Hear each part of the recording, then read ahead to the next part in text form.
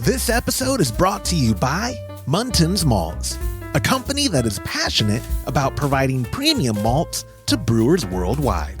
For over a century, Muntins has been a leading supplier of brewing and distilling malts, offering the finest British malted barley on the market. You can experience the difference Muntins offers by joining a recipe receiving tier of our Trub Club, because every kit that ships out now includes premium Muntins malt. You know, we've known the Muntins crew for a long time, and I can tell you, friend, you're going to love brewing with their grains. Ask your local supply shop to carry Muntins malts, or homebrewers can join our Trub Club at homebrewhappyhour.com/club, be a part of the community, and come brew with us. Thank you, Muntins, for supporting our efforts and homebrewers worldwide. Today's show is brought to you by Hopsdirect.com. Grown in the esteemed Yakima Valley on the Pewterball family farm, Hopsdirect.com offers the widest variety of hops available online at incredibly competitive pricing. It's simple. They grow hops, they sell hops, and they ship hops straight from their family-owned farm to your doorstep. Producing the highest quality hops is Hopsdirect.com's passion, and they're proud to be an independent grower in the craft beer industry.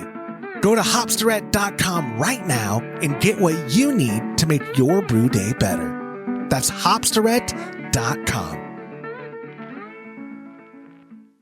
Today's show is brought to you by Imperial Yeast. You hear us gushing over Imperial Yeast all the time, and that's because their yeast performs for us in every batch that we brew. Imperial Yeast is adored by commercial breweries and home brewers alike. Their pitch-right pouches are jam-packed with over 200 billion fresh yeast cells, guaranteed to deliver flawless, fast fermentations every time. Imperial Yeast strains are grown by a team of pro brewers and home brewers who live to help other brewers learn more and ferment better. Join any recipe receiving tier of our Trub Club and get a free upgrade to premium Imperial Yeast with every recipe kit that ships out to you.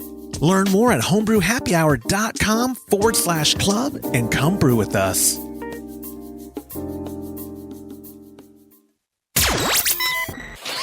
Entertaining shows with content that spreads information and sparks discourse throughout the community. This is the Pearl Media Network. Replacing regulator gauges, fermentation temperature ranges, beer line cleaning tips, and dealing with hop creep. This is Homebrew Happy Hour, episode 451. Well, hello, my friends. Welcome back to another episode of the Homebrew Happy Hour. This is the show where we supply the answers to your homebrewing questions and discuss all things related to craft beer. And if you have a question you'd like us to discuss on a future episode, you could go to homebrewhappyhour.com. You can email joshua@homebrewhappyhour.com. Even better, call it in 325-305-6107 when I use your question. On a future episode, you will get yourself a gift card to kegconnection.com.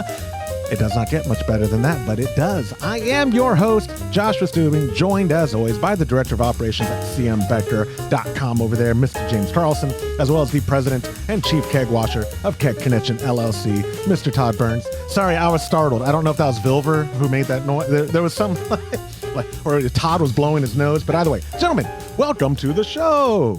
Thank you for joining me. And Todd had already warned me he's going to argue with me because he doesn't consider this 451 because I didn't publish in the audio format specifically in episode 450. But you were there for 450. We were doing the live brew day. You were there. There is no 450. I looked. I told you while we were doing the brew day too, though, that I actually did feel bad because I should have figured I should have brought questions or something.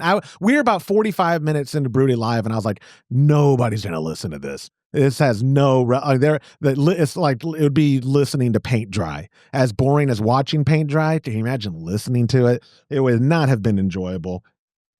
So you're right. Todd is right, friends. You cannot get in your audio feed, but that means you have to go to youtube.com/homebrew happy hour and go watch the Brew Day Live that we did. And, if you want to be caught up with what we were doing, Todd and I and James all brewed at the same time.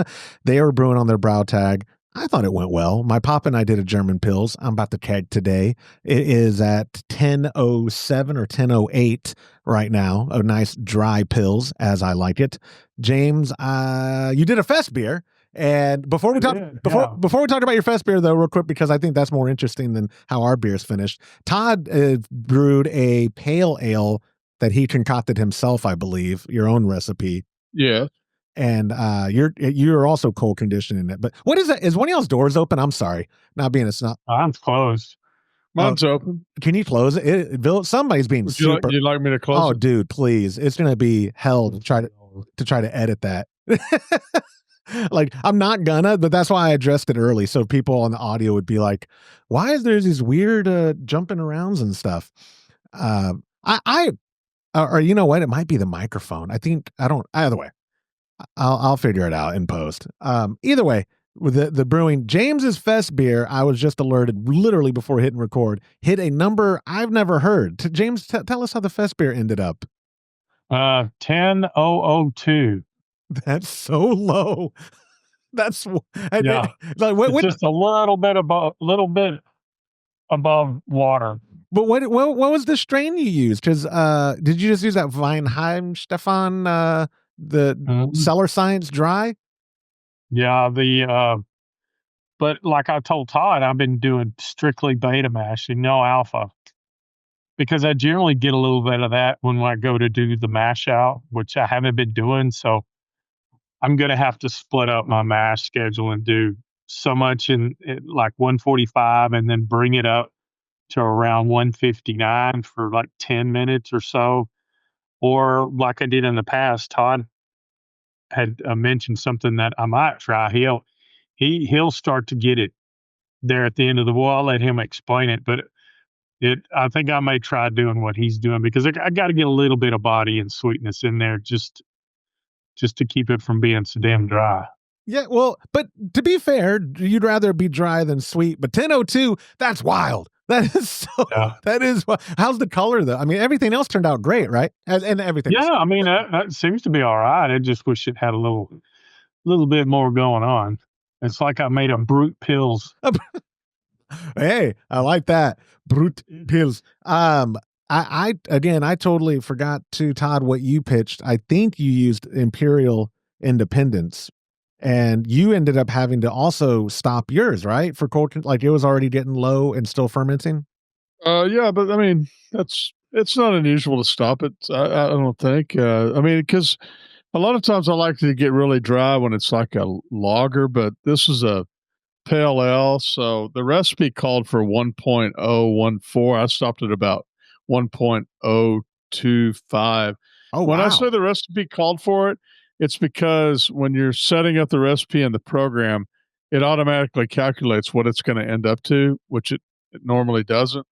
And I don't necessarily, so it wasn't like Todd made the recipe and decided that's what it should be. Todd wants it a little drier than that. So I'm going to try to hit close to 110. So I thought if I stopped it there and I mean, not stopped it, but started lowering the temperature there, it dropped about almost 3 points in 3 hours. So oh wow, it was 1.015, and I went for a hike, had dinner, and then went out, and it was at 1.0125. So yeah, it dropped 2.5 points.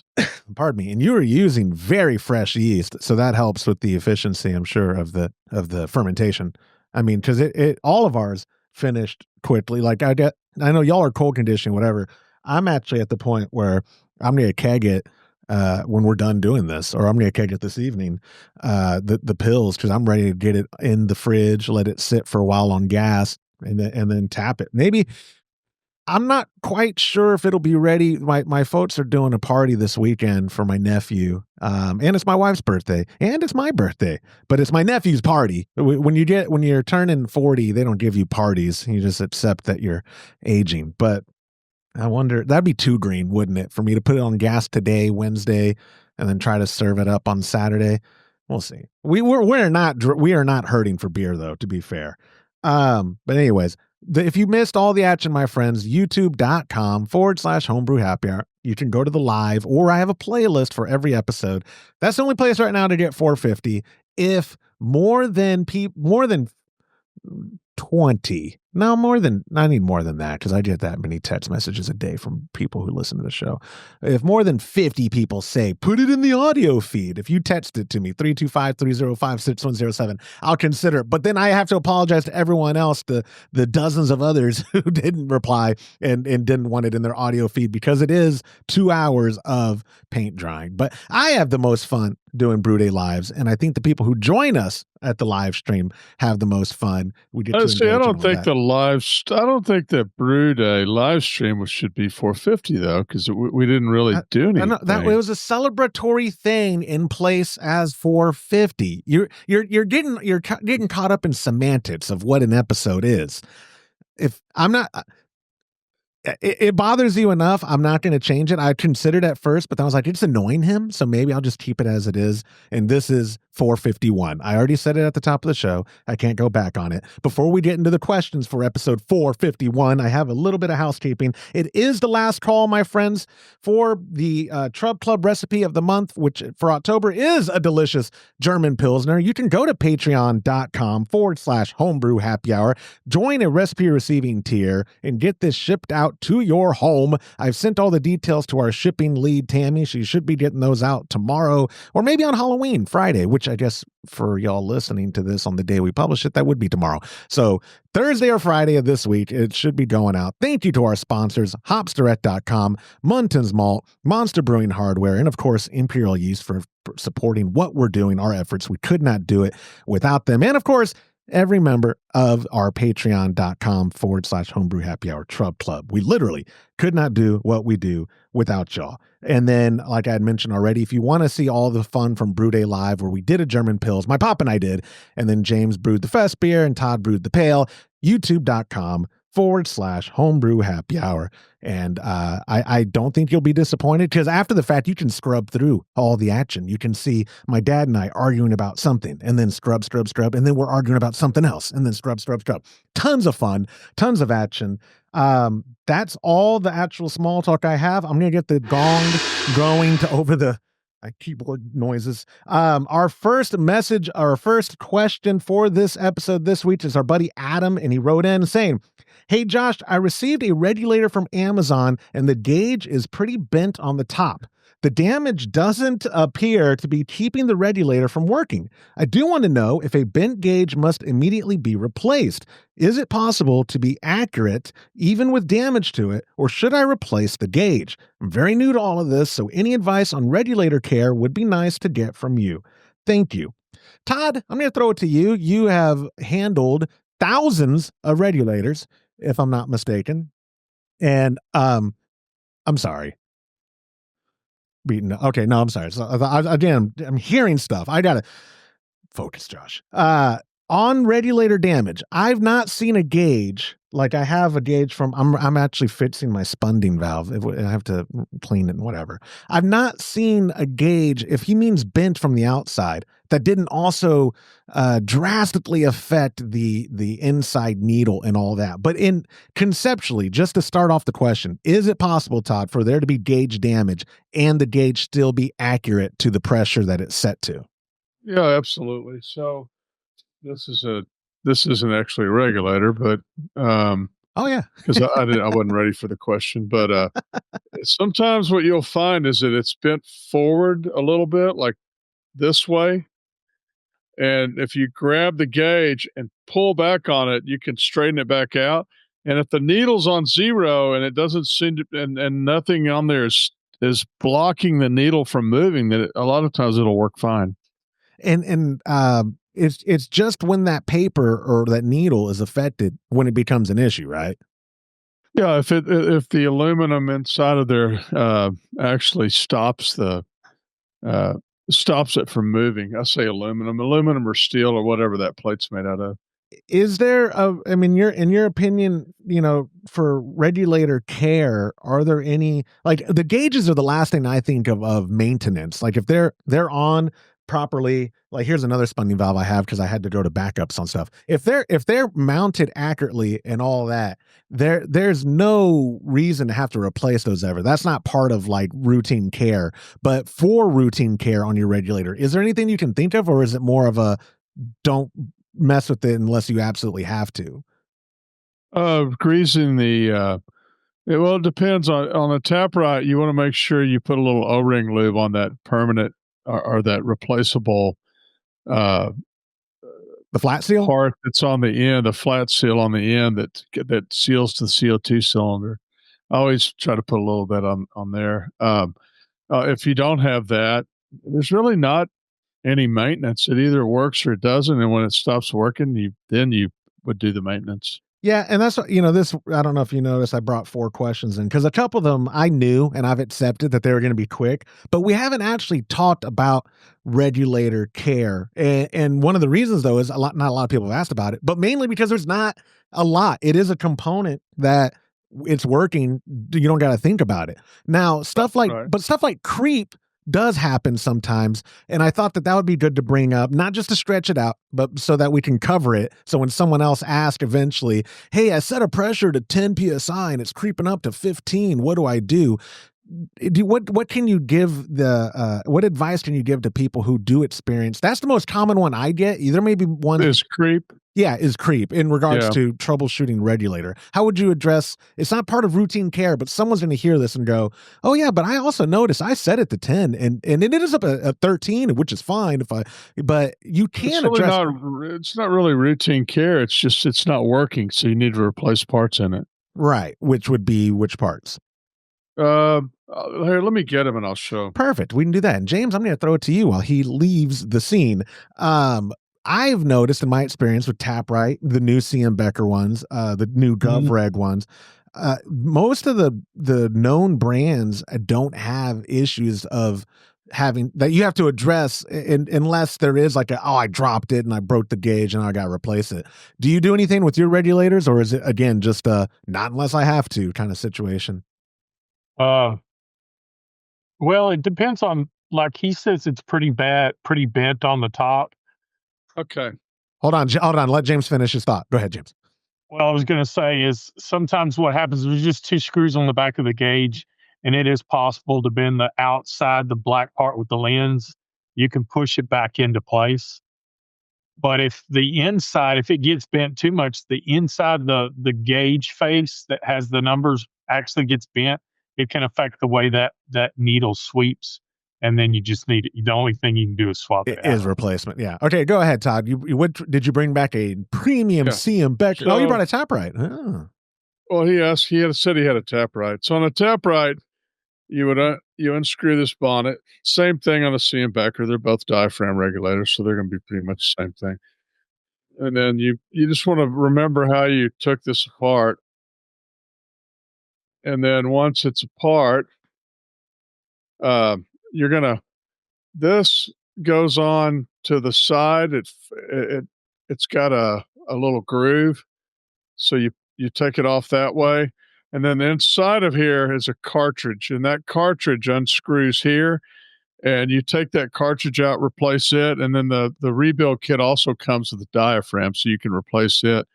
And once you've replaced the cartridge and the diaphragm, that will fix it. Diaphragm, either way. What did I say? Diaphragm. The second time you said diagram. Yeah. No, I was just giving you crap. Most of the time I chuckle from diaphragm. It reminds me of that Seinfeld episode with Elaine. I have a diaphragm. Who cares if you know I have a diaphragm? Anyway, James also has a video, speaking of Taprite regulators, one that we did forever ago of replacing the bonnet, because that has been an issue. And I say issue, let me back up a little.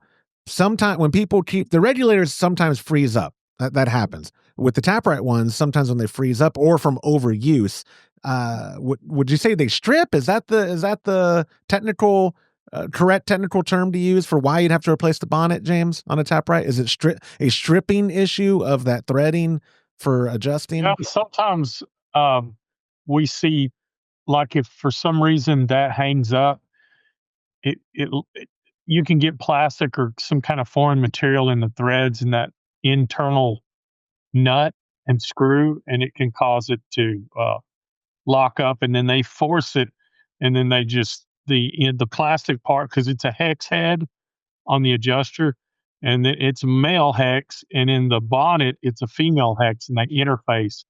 and that's what turns the screw. But if that screw inside, the adjuster screw, ever hangs up from any kind of foreign material, the plastic strips pretty easy. Right. And like I said, that's a video. I was actually shocked how many views it got, especially when we initially published it, because I was like, oh, maybe a lot of people must be experiencing this. But again, going back to the idea that these aren't things that are common per se, but they're issues that happen. That's why we do videos that we do on the topics we do them on, so that when people call in and ask, which now that we don't run kegconnection.com, I don't actually get phone calls anymore about it. I get a ton of text messages any given day from existing customers or Shrub Club members about how do I do this or this, and I always send them to our YouTube page and say, hey, we have it done already. We did this. But anyways, Adam, I think I covered every angle there for you. And if you are watching at youtube.com/homebrew happy hour and you have some feedback or something to add to this, leave it in the comments below. Or, of course, you could always call it in to 325-305-6107. If I use your feedback, comment, or preferably a voicemail question on a future episode, get yourself a gift card to kegconnection.com. Moving on. Oh, it's not working? Oh, hold on. I got one more thing. Oh, okay, good, because the gong wasn't working. Go ahead. On the inside of this regulator, this is the part that the bonnet, and you mentioned replacing the bonnet. You're not actually replacing the bonnet. You're replacing the bonnet cap. Just this thank part. You. You're right. This part's the bonnet, and that's the bonnet cap.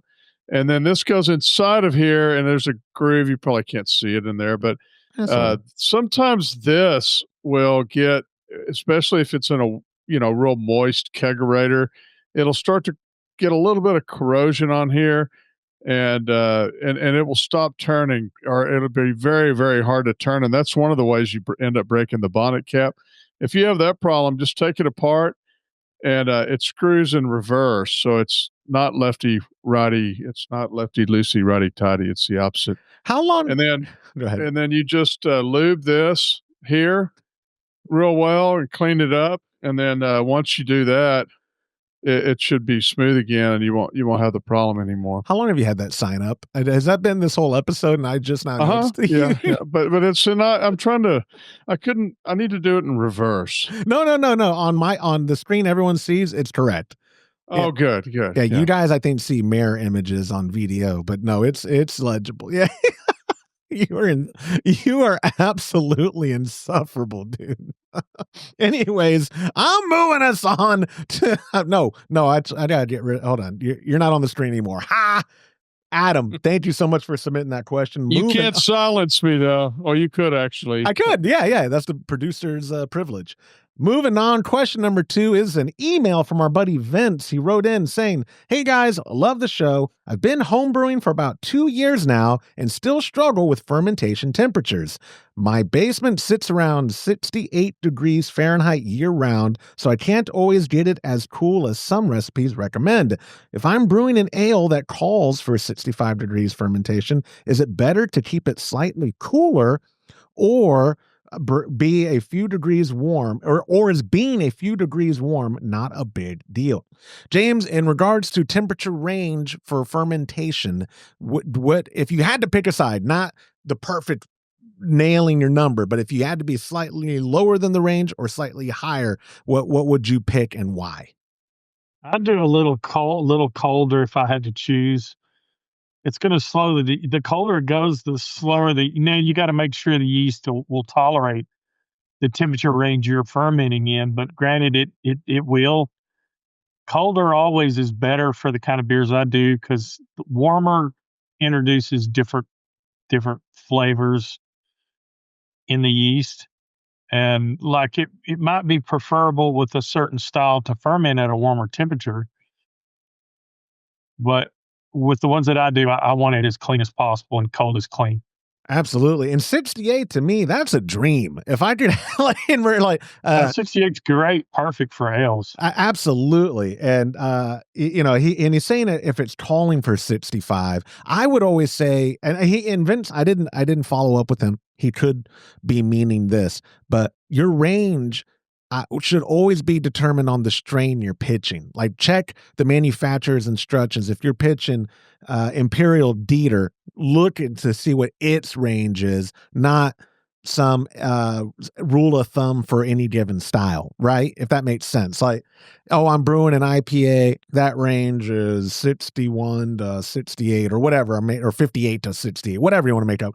No, your yeast strain may say something totally different, and that's what's going to affect it the most. If you stress that yeast by being too hot or being too cold, by restraining the yeast, that's going to affect it way more than some arbitrary number that a recipe sheet. That's why I believe I'm saying this for sure this month, because I haven't sent Tammy the sheet yet with the PDF. I'm going to make sure it says it. But most of our recipe kits, I believe we had switched over where it says primary fermentation. We have a number, and then underneath it, I have in small print, always refer to the manufacturer's recommendation on that pouch of yeast, because God forbid, like I put, you want to ferment here, but then the pouch says, no, this is where you want to ferment. And there's a big discrepancy. That would be trouble. I also want to bring up too, James, what you and I do for fermentation, doing it under pressure. 68 is 100% a dream, no matter what I'm doing. Even those loggers, like right now in my office, because we have a cold front, so my AC is not having to work very hard. I think it's at 65. Let me check. Oh, 66.4 in here. And it's been between 65 and 67 this whole time. That's perfect. We did the rice lager at the exact same range, under pressure, hit it with 10 PSI as soon as I pitch, and then let it go to town, and boom, that rice lager. I'll let my Pop, if you're watching, get your phone out so you can comment on the YouTube video. It helps the algorithm. I've been telling you, that rice lager, I think, is the best beer we've ever brewed, period. Not just this year. It is so stupid good. And Todd thinks it's basically just Michelob, but it is so stupid. It may be actually Ultra, Michelob Ultra. Well, either way, I'm a fan now, baby. I'm gonna try to get them to sponsor the show if that's what it tastes like, because the rice lager is phenomenal. But my point being, we did that under pressure at 67 degrees and fantastic results. So Vince, don't overthink it. If you have kegs and you don't have a pressure possible vessel already, use the kegs. Quit putting up that sign, Todd. I'm going to take you off the screen again if you keep doing that. But my point being, if you're not doing under pressure, 68 is still great for 99% of ales. Just refer to the pouch before you take my word for that. But if you're doing it under pressure, dude, nothing to worry about. That is a fantastic range, or fantastic temperature to have, especially year round. I envy that, because I have to use electricity to get my office to that temperature. Now, Todd, your opinion, you do not pressure. You always keep things exactly where they are, which means you're having to utilize glycol more times than not to maintain whatever temperature you're going for.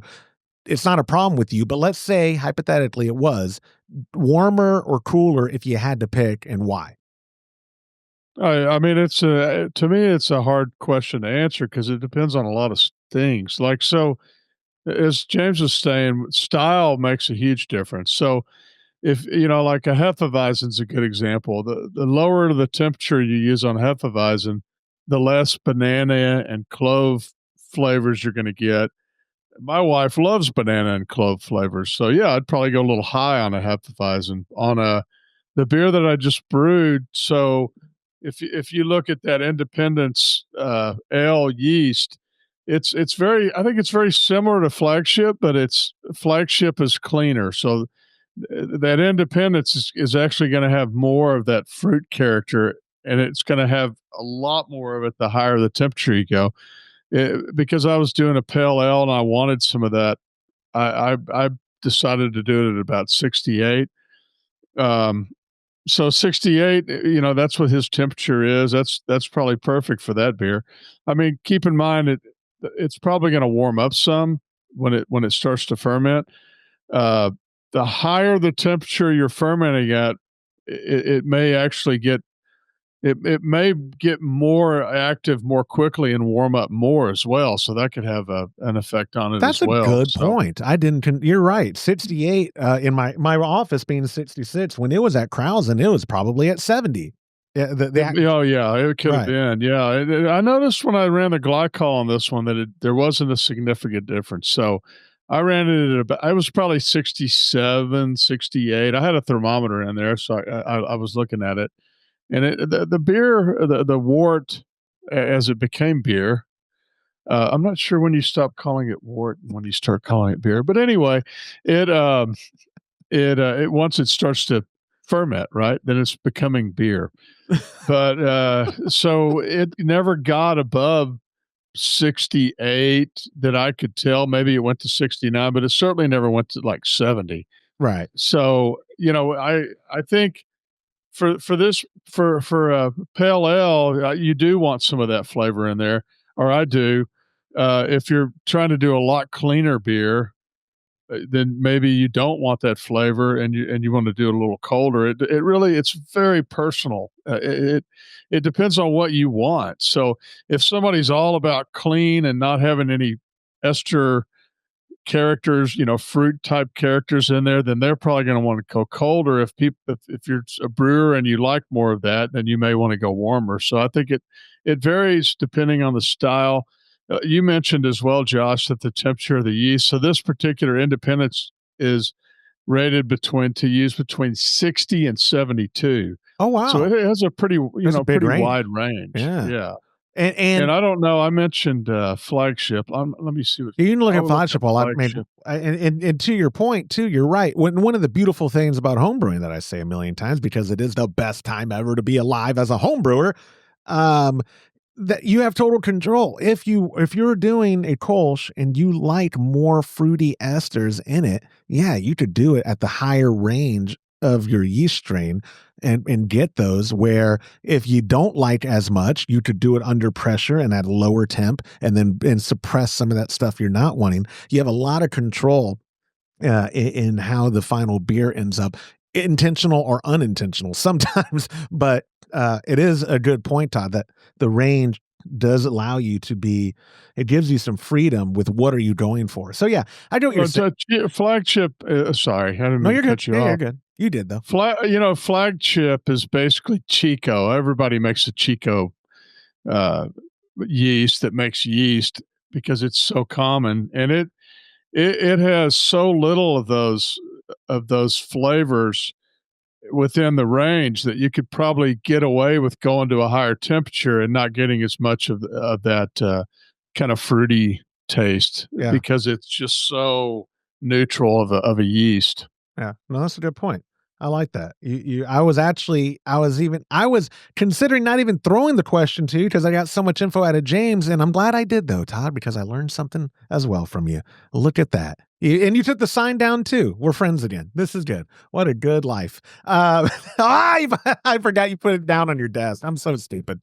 Anyways, Vince, thank you so much for submitting that question. A reminder, friends, you could submit questions however you want if you don't like hearing the sound of your voice, you cowards.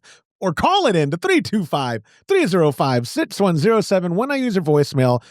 Feedback, comment, but preferably question on a future episode. Get yourself a gift card to kegconnection.com. Moving on, as the Gong of Questions takes us to question number 3. Our buddy Darren texted me and said, what's the real rule of thumb for cleaning beer lines if I'm just using it on my kegerator on weekends? I've heard everything like Todd's every 2 weeks to every 3 months. I don't want to waste cleaning solution or tear down lines more than necessary. I also don't want funky tasting beer. Darren, thank you for the text. Todd, well, first off, I wanted to say when we were talking about the brew days, I'm glad you brewed because I feel like we reignited the flame of the joys of homebrewing. That was only your second batch this year. You disputed that, but you didn't provide evidence. And I'm telling you, it was only the second batch you've brewed this year. The first batch you did with your nephew, because you're a loving uncle, whatever. But I feel like in our group chat, would you agree, James? Todd seemed like it was reignited. He is back. He wants to brew. I think it's great. You've always had beer on tap, Todd. So pardon me, James. I'm going to throw this one to him first as well. The line cleaning. I definitely was area. And I'm pretty sure though that he is not doing every 2 weeks, but I'm not visible. I'm not there, and he doesn't always keep me in the loop of everything he's doing, but I haven't heard about line cleaning in a while. Todd, so I need to let you know every time I clean my lines. If you want me to vouch for you that you do it, yes, yeah, we're gonna need that, and then I'll. You should do it every 2 weeks. How about what is an acceptable thing for people who aren't neurotic. Like 3 months. Well, I mean, the American Homebrewers Association recommends every 2 weeks. All the major draft beer companies recommend every 2 weeks. I mean, it should be every 2 weeks. I'm going to call my pop and apologize that he needs to do it every 2 weeks because they're at his house. They're not at my house. My dad's actually pretty good about cleaning the lines. He more times than not, he's like, oh, there's water in those lines. You know, get a solo cup or something to pour through first. Cause he uses a keg to do the beer line cleaning, a keg of water. Yeah. And to get through all the lines or whatever. But he's actually, I think today, or maybe he's already done it, having to take apart a faucet that got sticky. Because Darren described my pop and I situation. We tap on the weekends. Even though it's over there, my dad is not a recreational drinker in the sense of he likes to drink when he's hosting or like when we're over there on the weekend. And so that tends to lead to sticky faucets more than if we were a commercial operation all day, every day. You guys, and I'm not throwing y'all under the bus and y'all can dispute this, y'all enjoy a pour daily, maybe if you have it, you have it on tap, course, right? Yeah, that's what I mean. I'm just not trying. I don't think that's shameful. I don't want y'all to think I'm going, well, James, you're a drunk. Tell us about your night. Like, I'm just saying though, you guys use it more. Do you still find, even with the consistent pouring, that every 2 weeks still holds up because of whatever reason, or is it just routine? Like, James, how often do you clean yours? And that's not throwing you under the bus either. Just how often do you? Yeah, you kind of did because you put me on the spot. So you didn't throw me under the bus. You put me on the spot. Johnny on the spot. Yeah. How often do you? Not enough is all I'll say. Hey, you're in good company here. I promise you, especially my own personal lines. If you consider the event faucet a beer line, oh God, I'm yeah, I have a vent faucet in there. I'm just gonna replace the line on it because I haven't used it in like 5 months, and it's gross, even though it's been cold the whole time. I can't imagine it. But Todd, you would still say like my father does them once a month. What is the science behind 2 weeks compared to 4 weeks? I don't know. But I will say this: you ask about drinking. I drink alone with nobody else, and when I drink alone, I prefer to be by myself. I just want to say that. That's what I was saying. I wasn't trying to be delicate, like y'all couldn't handle it. I just didn't want it to come across like these two guys. Like I would drink. My wife and I will drink together on like a Friday night out on the patio. But like, and I just had some of Kolsch that I was because I'm kegging today, but I only have one empty keg. And then I remembered, oh, that Kolsch my dad and I did like in January that was in our older fermenter that had a little bit of twang to it. I had a 5er of it sitting. So I tasted it right before we started recording and it still has the twang. So I called him, Pop, you okay with me dumping this keg? Oh, I thought you already dumped it. Okay, perfect. Now I can clean it, sanitize it, and I'll have 2 kegs for this German Pils. Well, I also want to mention before I forget that I appreciate what you on Friday when you sent the picture of yourself drinking. Yeah. At 1 o'clock or 12:30 in the afternoon. It was like 12:44. Because my wife, she asked when I got my second beer that night. She's like, "How many beers are you gonna have?" or something like that. And I go, "Are you kidding me? I just started. Josh started it like before 1 today." And she goes, "Oh, I know. I saw it. I saw it posted." So that's what Friday after brew day was like for me. I smoked a little Oliva nub, and then I I started with it was our buddies. My buddies sent it in. What was I smoking? Either way, it's on my Instagram. But then I switched to a nub because I was like, I'll just do a smaller one for the second one. Won't be a big deal.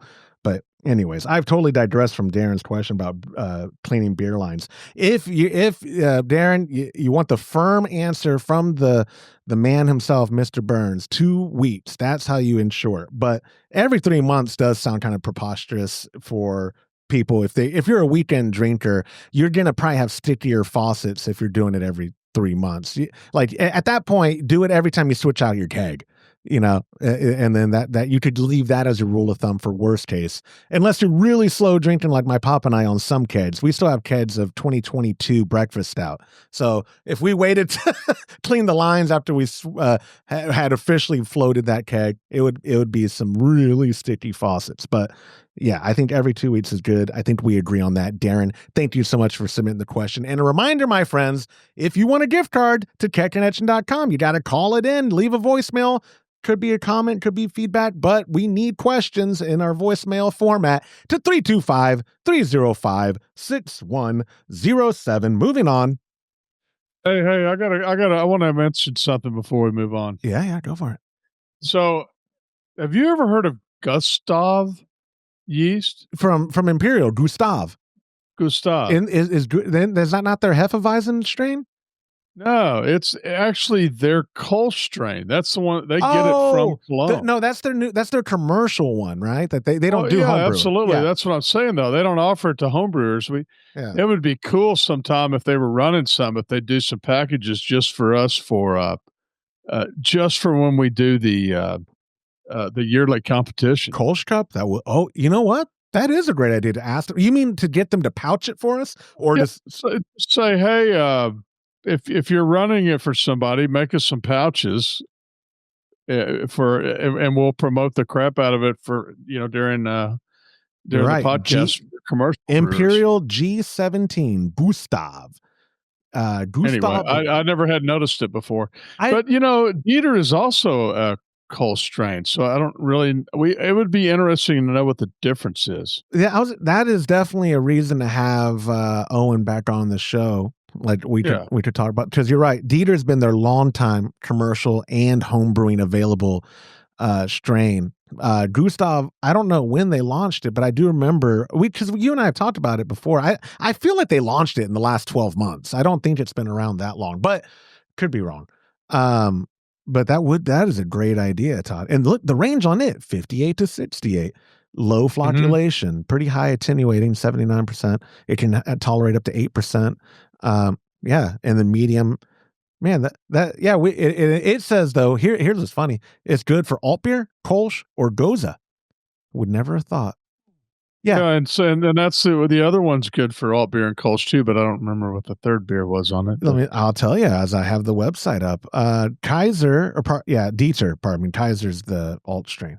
Dieter is also good. Yeah, all three of those. I guess that makes sense to be for a Goza. I've never thought about drinking a Goza. I've only had it a couple times in my life. Not my style, but good to know that this strain could be used for that. I've had Gozas I liked, and I've had Gozas I didn't like. It depends on how much they go towards the or how much spoiled, or how much they Goza to spoiling. Am I right? Yeah, am I right? Yeah.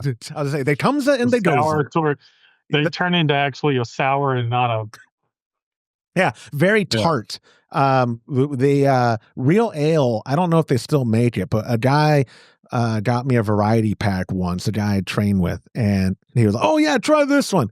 And at best I can say it was kind of ginger beery with some fruit flavor. It wasn't the worst thing I've ever had, but it's just not my style. It's like farmhouses, right? Everyone who comes to Austin, and a ton of people reach out to me through the texting for Homebrew Happy Hour. Hey, I'm coming through that area. What do you think about Jester King? I was thinking about coming, and I tell them, the truth. Not my style, not my thing, but Jester King. Yeah, Jester King, but not my farmhouse ales, not my thing, but they do them the best that I've heard. They do them the best, so you'll probably love it. The same with Pine House Pizza. When everyone comes to Austin, they want to go to Pine House and get electric jellyfish. Not my thing, but but they have a lot of good beers. Oh, no, they don't just electric jellyfish. They have a lot of good beers. I know, but people want that. I'm saying though, that's what their best one is electric jellyfish. That's their flagship. Definitely. That's what I'm saying. And I'm not even that crazy about hazies, but I love that beer. Yeah, so I'm going to tell people to start texting Todd when they come to Austin for recommendations of where to go. Because I always send them to Austin Beer Works, and I send them to Real Ale. I'm like, oh, you want some good beer? You go to Austin Beer Works, you get Pearl Snap. That's what you get. And then, or you go to Real Ale and go get you On Draft. It'll change your life. On Draft, Hans Pills. Yeah, you knew. It will change your life. It is still, in my opinion, the best domestic brewed German pils in America. I wish that they shipped all over, because an idea I have that I've only talked to Trub Club members about. I'll give you all a little bit. Which beer again? I'm sorry. Hans Pils from Real. Pill. Oh yeah, that's good. Oh, shut up. But I'll tell people real quick. 2026, my plan for the Trub Club, in a nutshell, is to feature clone recipes every month from popular craft breweries that are available as much as possible across the country. Interview the head brewer to have them help me make the recipe kit for that month, and then do a special showcase video episode each month on that. That's the plan right now. Todd and I've thrown it by Todd, and he supports it. So I'm trying to get interviews already lined up so we have the year scheduled out so that we can do these interviews and stuff. But if Real Ale distributed more than they do, because I'm 95% sure they don't distribute out of Texas, that would have been what I'd want to do. I'd want to do a Hans Pils clone, because that is, like I said, it's just... Yeah, it'd be hard to do them because they don't ever answer anything. That too. Well, that too. I've been trying to reach out to him. The last time when I got that keg that was off, I sent a message to him and never got a response. Same here. We had Eric, their old head brewer, Eric Ogershock, on the show, like episode 12 or it was in that, it was early episode, and that's the last time Real Ale has replied to me. So I don't know what I did, but they have.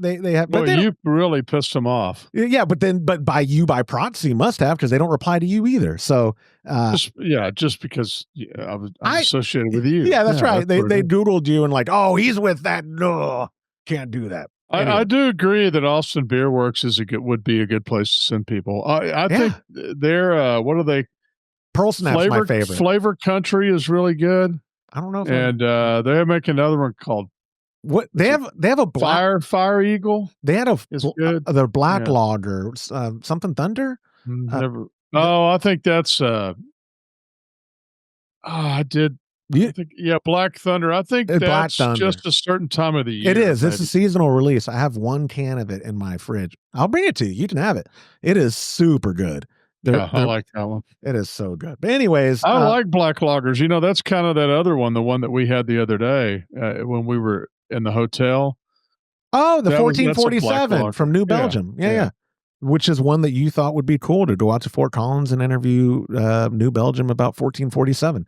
Yeah. Anyways, Darren, thank you so much for submitting the question. I don't remember if I already did the segue, so I'll just do the gong, get into our fourth and final question of the show. It's an email from our buddy Michael L., and he wrote, "Hey guys, I'm dry hopping my IPAs more aggressively lately and started reading about hop creep. I've had a few batches where the gravity dropped again after dry hopping. Is there a reliable way to prevent that, or should I just plan for it by cold crashing immediately after dry hopping?"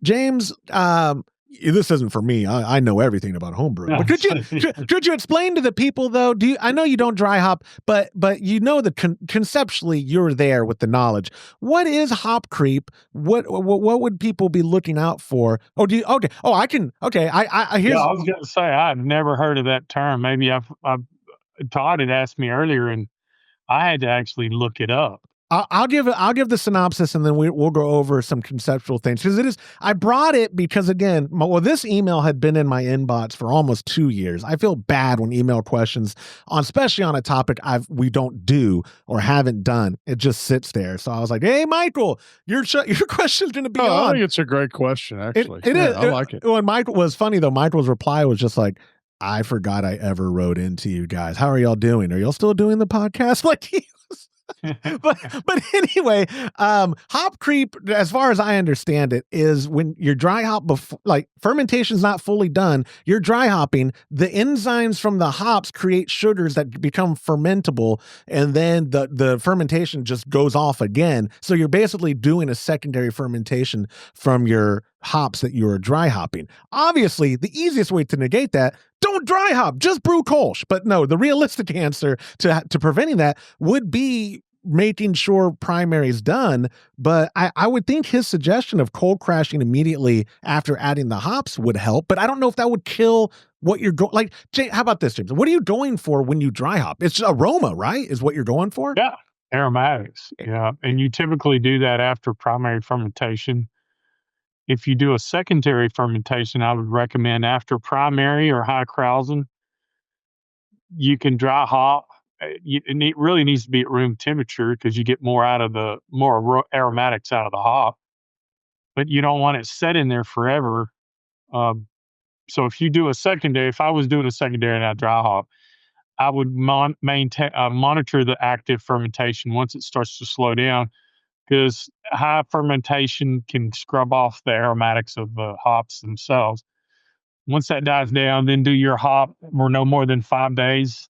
You're dry hopping, and then rack it into a secondary fermenter that's clean. And so you've got the hops out of the wort that I would think would prevent that from happening. And you answered my question. I was about to follow up with, oh yeah, for people who still secondary, they dry hop before the transfer, right?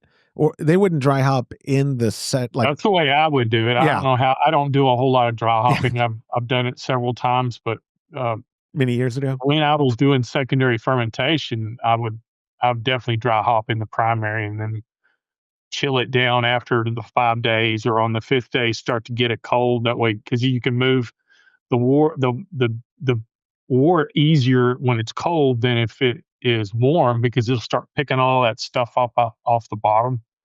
So that's why I try to cool it down. Not everybody could do that, but you know, I would definitely dry hop in the primary. If you're going to secondary, pull the wort off of as clean wort as you can off the primary into a secondary, and I think it would mitigate that for sure. Yeah, I think so as well. Todd, you thought this was a great question. Why did you think it was a great question? Do you have something to offer? Well, I like to dry hop, but I typically dry hop at cooler temperatures, so I've never run into that, and maybe that's why, you know. Are you cooling it before dry hopping, or are you dry hopping and then cooling it, as Michael's? Typically dry hopping, and then I'm going to cool it pretty much immediately. Okay, and you've never had any issues in regards to getting what you want from that dry hop? No. When you bring it down. So yeah, I mean, like I said, this was the second question where I thought, well, one, I haven't dry hopped in forever, so I'm not going to have a lot to bring to it. And I knew James knew the concepts, even though James does not dry. You dry hopped. I feel like you dry hopped a Pilsner last year or 2 years ago, like for fun. I did this year. It was this year. Yeah. I dry hopped. I did that Citra.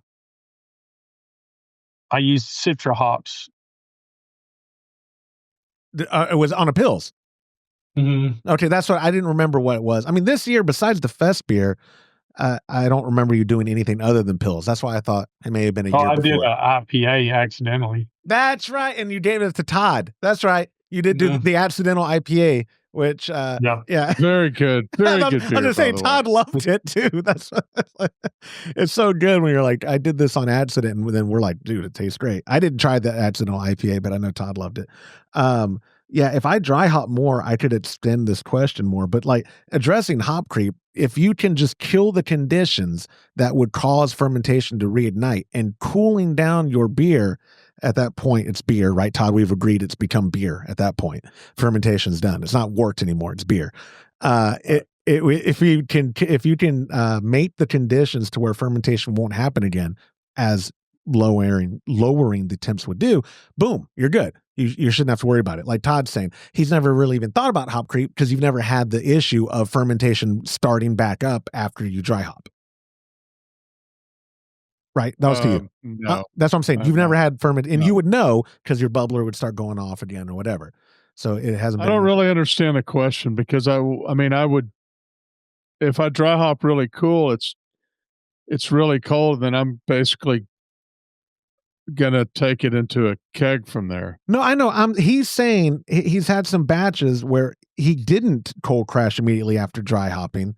And he noticed, oh crap, you know, I would imagine, do real brewers take readings daily, or is this probably assuming he uses like one of those things that are in, like, what are they called? Like the wrapped or the tilt. You know what I mean? Yeah. I mean, I take readings when I'm getting close to where I want to be for fermentation. I take readings sometimes more than once a day. Okay, that's what real brewers do. I should do that. I usually just see, oh, hey, Well, like I said earlier, I'll tell you why I do it, because I brewed a beer a while back that I wanted at a certain place, and the night before it was still a little ways off. So I said, well, I'll do it in the morning. And in the morning it had fermented too much. yeah. It was too dry. So what I try to do is when I'm getting close, I may check it, later to see where it is. That would be, I get no money from saying this. I don't even think I have an affiliate link. If I can find one on Amazon, I will. But that is, I was just thinking in my brain, a hydrometer, a digital hydrometer would benefit people like me who don't want to get up and take. So that's the Tilt. That's one of them, I think, and I know Kedland isn't Tilt open software or something? I think they are based on open source, so that even if their servers went down, somebody could support the platform. Okay. I think is what that is. But I think Kedland makes the wrapped pill, RAPTPILL.